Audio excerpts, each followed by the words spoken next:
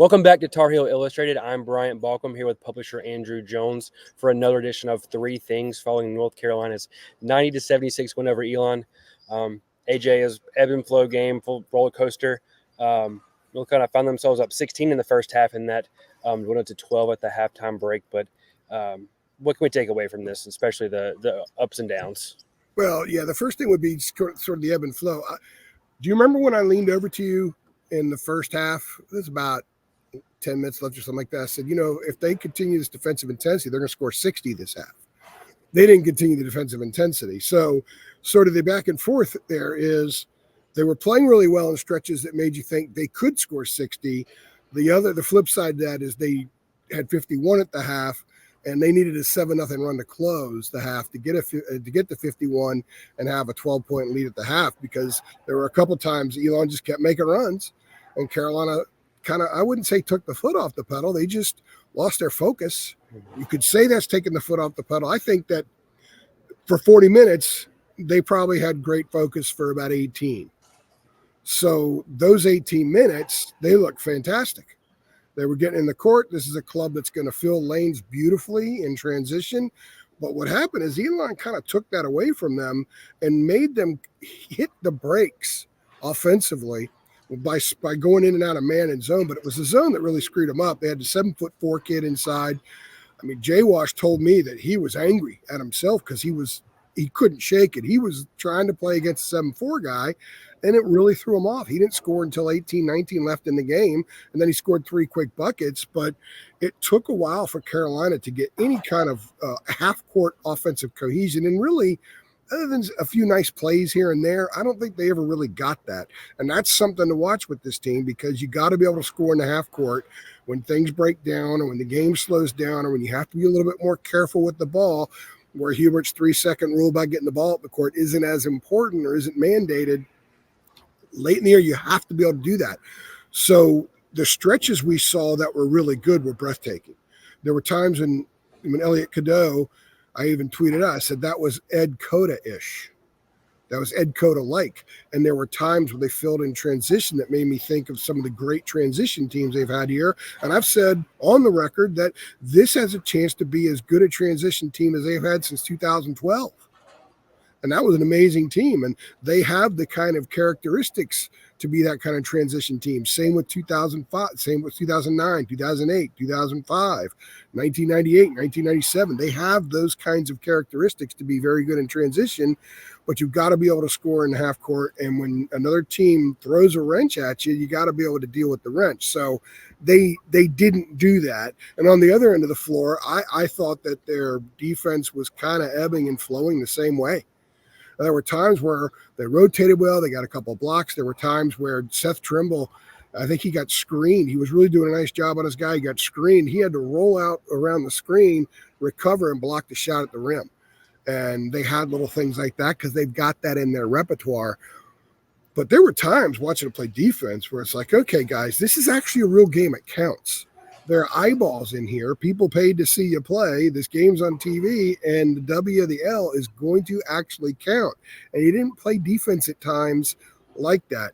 I'm not saying the effort wasn't there. I just don't think the focus was there. You can not be focused in your bodies trying to do a lot, but the mind and body have to be in sync. And I think both ends of the floor, they weren't in sync a lot. So our first thing here is, man, the good stuff, sit back and enjoy. The not so good stuff, yeah, it's a concern because it happened, but it's an easily fixable concern. And we saw a lot of both, a lot of good and a lot of bad. Yeah, and the players said that. And the players said Trimble, and he mentioned their defense, and he said, honestly, we had 6 turnovers. Looks pretty good, but when you have a fast break, a bad pass in the fast break or a poor shot is almost like a turnover. They got in the fast break Elon because UNC just was not handling it well at times. They're playing too fast almost. And last year they averaged around 63 possessions a game. They had 80 shots today. I'm going to look up a number here. Pardon me for using my glasses. I'm going to destroy the eyes of anybody watching right now. But that's a great point. And you and I were both talking about the turnovers for a while during the game. And it looked great on paper, but there were a lot of really bad possessions that they'll chart as turnovers or turnover. Like they were 9 for 21 on layups, 4 for 7 on dunks. So they got to be a lot better than that. and they know it. And I think a lot of the layups that were missed were forced. A couple of times they would gyrate instead of going straight up. I think part of that was the effect of the 7'4" guy. I think he affected a lot of stuff. I don't think he scored. I'm not even sure he shot, but he affected a lot of things. He not only challenged Jay Wash, but he challenged everybody. Carolina for a while against that zone in the first half, you had Elliott in the middle, you had Seth in the middle, and then you had Drake Powell in the middle for a while. Seth did get off a nice shot because his athletic ability gave him a shot. Drake had an open jumper and took it, didn't knock it down, but they didn't get any points from the middle of that. The one bucket was Seth's dribble out, and they got maybe 1 or 2 assists. Historically, against that kind of zone, running that offense, Carolina's been very, very good. Roy's teams were outstanding at it. Just think of all the times they've gone up to Syracuse and guys have had huge nights. Last year, Seth went in the middle of the zone up at Syracuse and had a lot of success with it. So that's a lot of film. Jalen Withers told me tonight there are 2 things they're going to get on film that they're going to learn a ton from. The zone offense and then the 14-0 run, which we'll get on here in a second.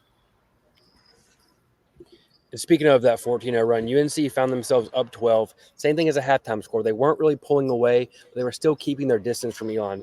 And then like that, it went from a 12-point lead to being down 2. And you look at the clock and it's 6.5 minutes left. And you're like, this is actually a possibility of them losing this game.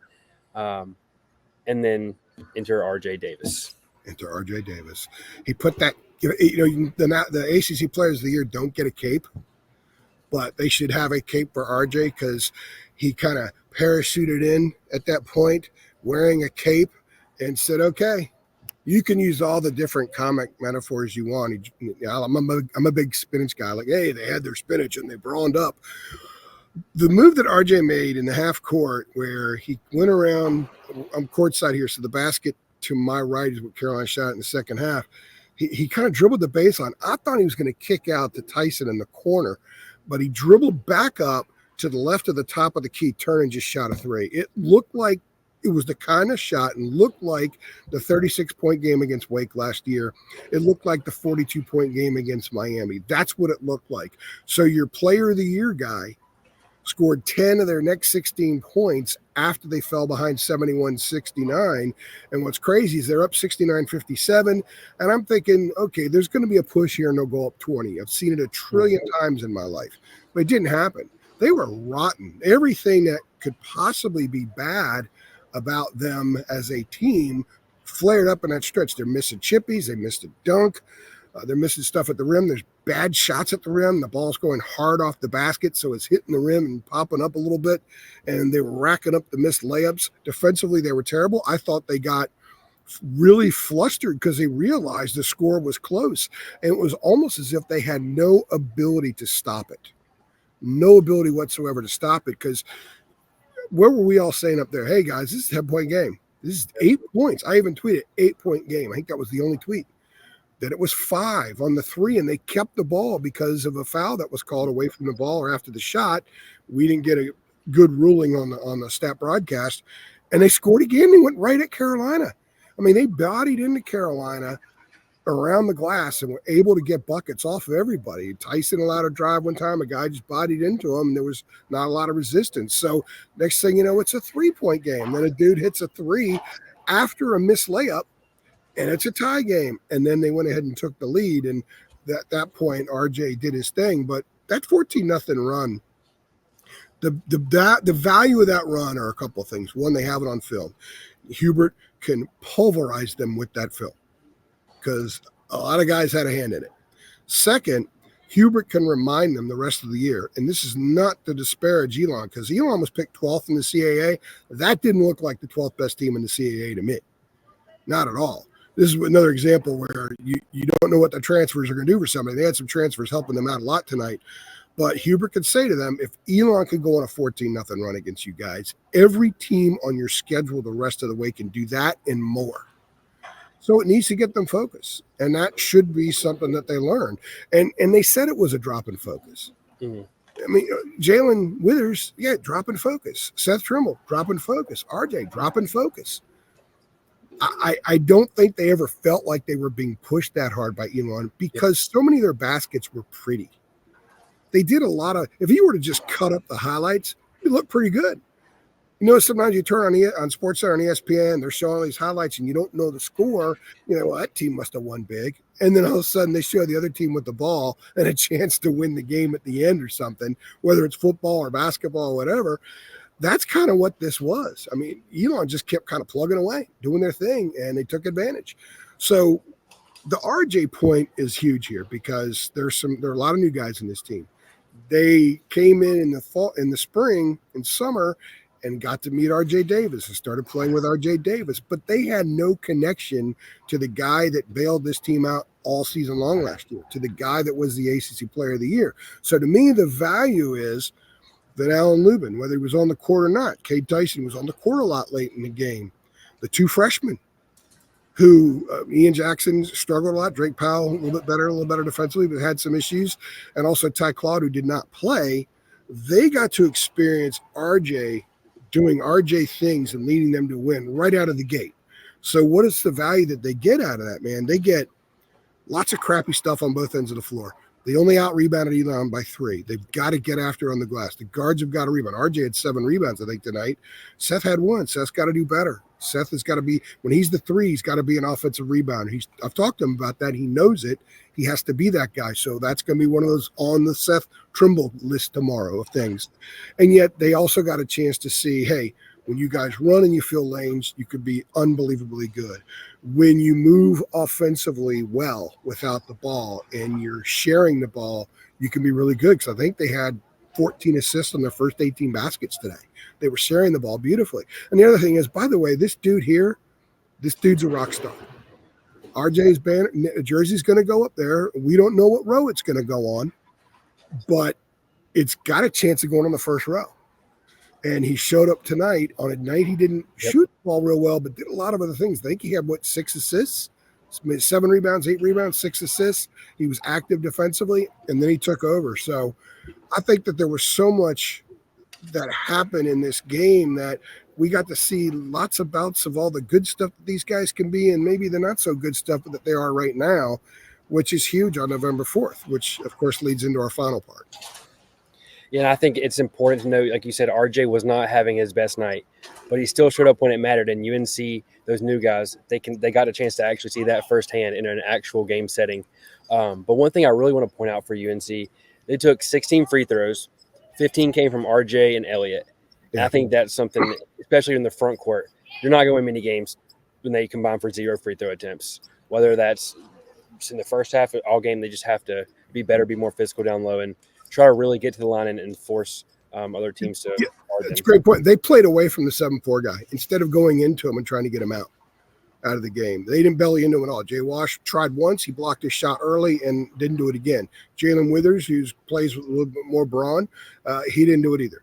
So they let the 7-4 dude stay in the game. He was a very valuable player for Elon because of his presence there, and I think he got into the heads of the Tar Heels. So that's why there's so many things in here as we hit on the final part right now about what this means. It means they have Kansas coming up in 5 days, or 4 days at this point. It's after midnight. And they have some things they need to clean up. And I talked to Seth Trimble, and he said it's going to be a long film session, and they're going to learn a lot. Yeah. So they have 4 days to do that in one of the toughest environments in college basketball against one of the best teams in college basketball. Yeah, and what it means is that it's November 4th, and the overreaction, I could see it on Twitter going crazy. I can only imagine when our boards are like, it's November 4th. People are going to overreact about a lot of things. They're going to overreact about Cade Tyson. They're going to overreact about Lubin. They're going to overreact about their poor defense. They're going to overreact about the rebound. They're going to overreact about the runs and that kind of thing. They couldn't shake Elon, and they put themselves in a position to allow a 14-0 run to put them in danger of losing the game. That's all fine and dandy. It's a long season. This team has tremendous potential, but they also have some things. They've got potential to be breathtaking. Like they could play at a level of finesse that not a lot of college teams play at. But unless they add the lunch pail aspect to things, that's what they're going to be. They're going to be a team that is great one night against a good team, and they blow out a Wake Forest, and the next game they get into a wrestling match with Georgia Tech and struggle and lose to them at home. That's not the schedule. They play Georgia Tech in December. I'm making a point here. what they have to do is they have to add that lunch pail. They have to drink. They have to eat the spinach. I think they have fire. I think they've got fanny slappers. I think they've got screamers. We saw a lot of that early, but they need that other gear of hard hat stuff that Harrison Ingram gave them last year. He took no crap from people down low. That Cormac Ryan gave them. And Armando, they kind of pulled Armando along in that area too. Armando had a lot of it. They pulled more of it out of him. And you had three dudes out there that had that gave you that edge. This team needs to find that. They need to. It will happen organically. It cannot be forced upon them. But in a game like this, you see where it was sort of missing for a while. But you also saw that they did get stops defensively to get the run. They did make some plays that required a little bit more of that edge. They also leaned on an All-American and a Player of the Year guy. Now, they don't want him to bail them out every time. It's good that everybody got to see him do that. On a night he wasn't shooting well. And by the way, the other thing Hubert can show these guys on film, he should show them every one of RJ's rebounds. And you should show him RJ's assists. RJ was up top against that zone a lot, and he wasn't forcing them. He did a couple of times early because they were really – and they looked like they were playing in wet cement for a while against that. And RJ took some tough shots and then really ran the offense in that zone. And they had to honor him, and it opened up some stuff for Elliott on the wing, and Elliott knocked those shots down. But there's a lot. This is a mixed bag of a lot of stuff, a lot of good, a lot of bad, and it's November 4th, so we know the good is who they can be. And we know the bad are things that must be fixed, because if 15% of the bad shows up at Allen Fieldhouse, they're going to get beat. And they may get beat if none of it shows up, because that's a really good team. Number one team in the country. They're going into arguably the toughest place in college basketball to play. They're going to get a lot of value out of that. But do not march forward and think, well, they're going to get killed now because look how they played tonight. That is a very dangerous approach, because it's a long season, it's a layering process, and this is just the beginning. This is, like Hubert said in the national title game a few years ago, this is live action. And some of these guys are trying to fit in.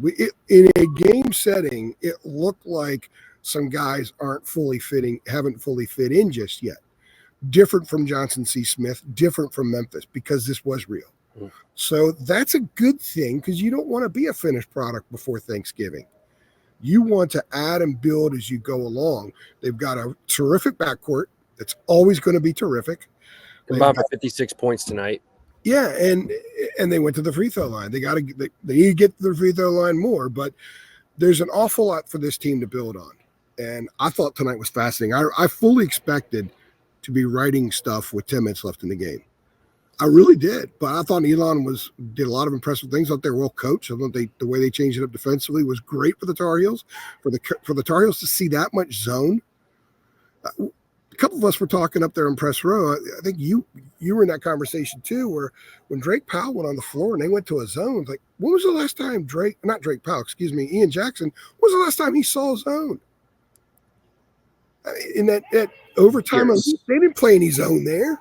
They didn't play zone in AAU. So he's seeing a zone. He's like, what the heck is this? What kind of brand of basketball is this? So that's fine. Lots of stuff learned, lots of stuff on film, and the upside is the same. It doesn't change after tonight. And they did pull away. It was 71-69. They ended up 21-8. Is it 21-5? They closed the game 21-5. And UNC was never going to win anything meaningful tonight. The most they get was one win. People are going to overreact, but they were never going to win any kind of title tonight, anything at all whatsoever. But Nets are still in the rims. Nets are still in the rims. I'm looking at them. You're across from the other side of the court. I can confirm the Nets are still in the rims.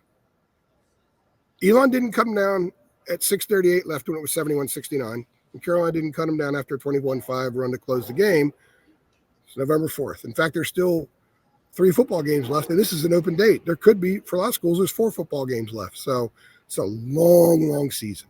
Let's watch this thing play out, and let's see what they fix. And the dynamics of the game at Kansas will be different. It's going to be a faster pace. Kansas is going to be fine going that pace. They're big.